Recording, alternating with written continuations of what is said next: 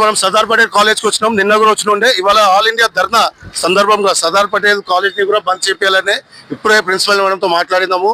మొత్తం ఇండియాలో ధర్నా జరిగేటప్పుడు ఈ యొక్క కాలేజ్ ఎందుకు ఉండాలా అనేది ఒక మన క్వశ్చన్. బికాజ్ ఇండియాలో ఉన్న ఎడ్యుకేషన్ సిస్టమ్ మీద ఇంత పెద్ద దాడి జరిగినప్పుడు మనము యాజ్ అ స్టూడెంట్స్ కూడా ఇక్కడ ఉన్నారు మనతో సపోర్ట్ చేయడానికి. అంటే ఈ కాజ్ ని ఎందుకు సపోర్ట్ చేయాలని నేను స్టూడెంట్స్ కొంచెం క్వశ్చన్ అడగాలనుకుంటున్నాను. ఇప్పుడు మీకు నీట్ గురించి ఏమైనా ఇప్పుడు నడుస్తున్న దాని గురించి ఐడియా ఉందా? మనం నీట్ గురించి మాకు ఐడియా ఉంది. నీట్ వచ్చేసి ఏంటంటే మెడికల్ ఎంట్రన్స్ ఎగ్జామ్ లెక్క అది. అదేమైంది మొన్న మస్తు మంది రాసిన తర్వాత పేపర్ లీక్ అయిందని తెలిసి మస్తు మంది కష్టపడి ఎన్నో రోజుల నుంచి చదువుకుంటే దాని తర్వాత లీక్ అయిందని చెప్పి మళ్ళీ రీ ఎగ్జామ్ పెడతారు. రీ ఎగ్జామ్ పెడితే ఇన్ని రోజులు కష్టపడి చదువుకున్నంత వేస్ట్ అవుతుంది. అట్లా అని చెప్పి 22 మెంబర్స్ దగ్గర చచ్చిపోయారు. ఇప్పుడు చచ్చిపోయినందుకు అందరు కలిసి ఢిల్లీలో ధర్నా చేస్తారు. ధర్నా చేస్తున్నందుకు ఇప్పుడు ఏంటంటే మనకు 3 అడిగిరు. ఒకటి ఏంది ఆడ ఎవరెవరైతే చచ్చిపోయారో వాళ్ళకి ఏమని ఇవ్వాలి. ఇంకోటి మన ఎడ్యుకేషనల్ మినిస్టర్ ఆడ రిజైన్ చేసేసారు. ధర్మేంద్ర ప్రధాన్ రిజైన్ చేయాలి.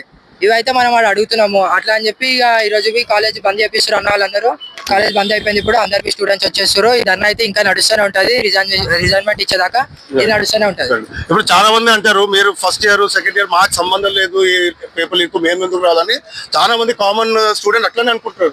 దానికి మీరు ఏం వాళ్ళకి మెసేజ్ చేయాలి? అట్లేం ఉండదు. స్టూడెంట్స్ అంటే స్టూడెంట్స్ అందరు ఒకటే కలిసి యూనిటీ మీద ఉంటేనే రేపటి నాడే మనం ముంగట్టుకోతుంది. ఒకడొకడు అలాగలాగా అనుకుంటే అట్లయితే ఏం కాదు.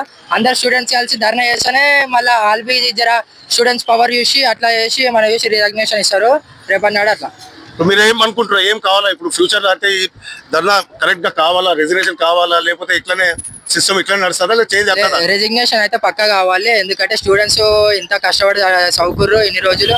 ఆ చదువుకున్నంత వేస్ట్ అవుతుంది. మళ్ళీ ఇంతమంది చచ్చిపోయారు. ఆ చచ్చిపోయిన వాళ్ళకి ఏదో ఒకటి ఇవ్వాలి. ప్లస్ ఏంటంటే రెసిగ్నేషన్ అయితే పక్క ఇవ్వాలి. ఎందుకంటే లీక్ అయింది. ఇంకెవరైనా వాళ్ళ అభిప్రాయం చెప్తున్నారు?